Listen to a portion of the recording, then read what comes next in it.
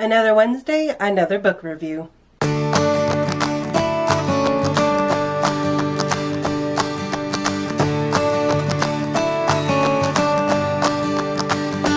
Hey everybody, welcome back to another Wednesday book review. Today I am reviewing The Forgotten Book by Mechthild Gläser.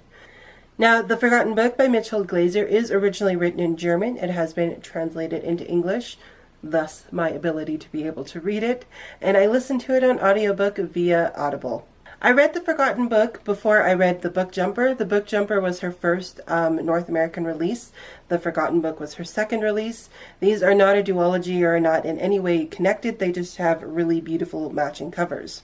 The book follows Emma, who is the daughter of the headmaster at a prestigious school in Europe. She is used to having things go her way, and then one day she stumbles across a forgotten book in a forgotten room of the school that nobody uses, and realizes that that book has some magical potential. Now, what I liked about this book is that it was a boarding school mystery. I love books set in boarding schools. I don't find a lot of them, but if I do find a book set in a boarding school, I try to pick it up to see if I liked it, and I really enjoyed this one. What I also love about boarding schools is boarding school mysteries, or mysteries set around really old houses or castles or old boarding schools. I really enjoy just finding like a secret room or a secret closet and an item and stumbling across a really fascinating mystery. So a fascinating and magical mystery unfurls around this forgotten book that Emma finds. It pulls in a lot of different characters, but the main character it pulls in is Darcy de Winter, who seems really aloof and just doesn't want to be a part of Emma's life and just would rather stay away from her.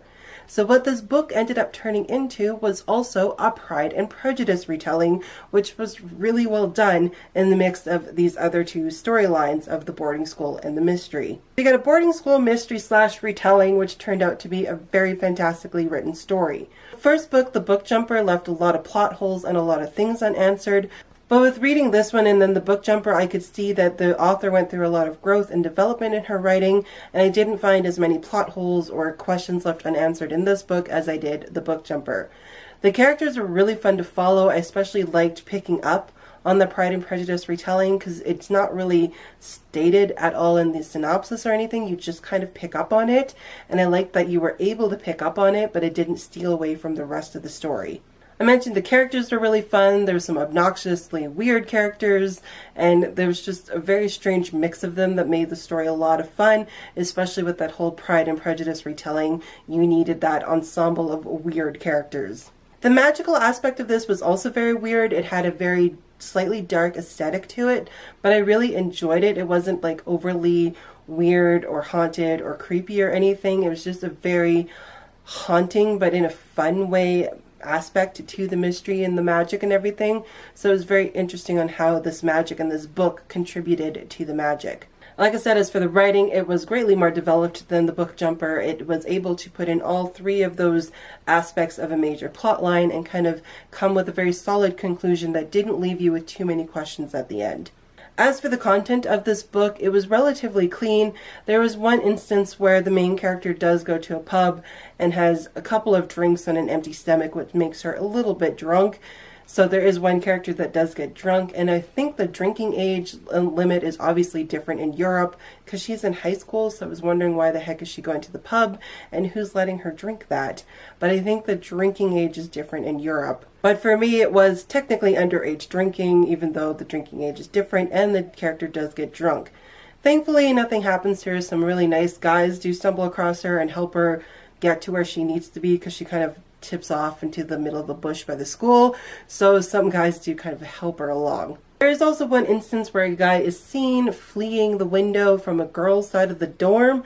There's no implications of what was actually going on, but you kind of have an understanding that these two characters are kind of messing about, but it doesn't go into too much detail. So it did keep it relatively clean on those aspects. With all of that, I give it about a mild heads-up content rating. There's also some slang and some words that are used that might not be considered swears or different slang in Europe, but in Canada, or for me personally, I would have considered those just words I wouldn't use for my own self. So there's some slang and some use of certain words that might be a little abrasive. So you have a retelling mixed in with a boarding school mystery. it was a book dream come true for me. Overall, I did give it a 4-star rating. I just overly enjoyed the story, the aspect of it, and just all of the boxes it ticked off. It just made it a really fun read for me. It did make a 5-star rating just because there was a couple questions that I was trying to figure out plotline wise, but also some of the content and just some of those things brought it down as well.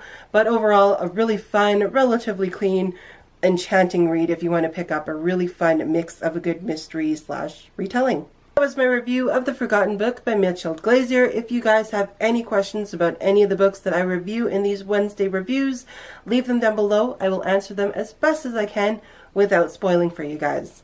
As always, guys, thank you so much for watching, and I'll see you next time. Bye!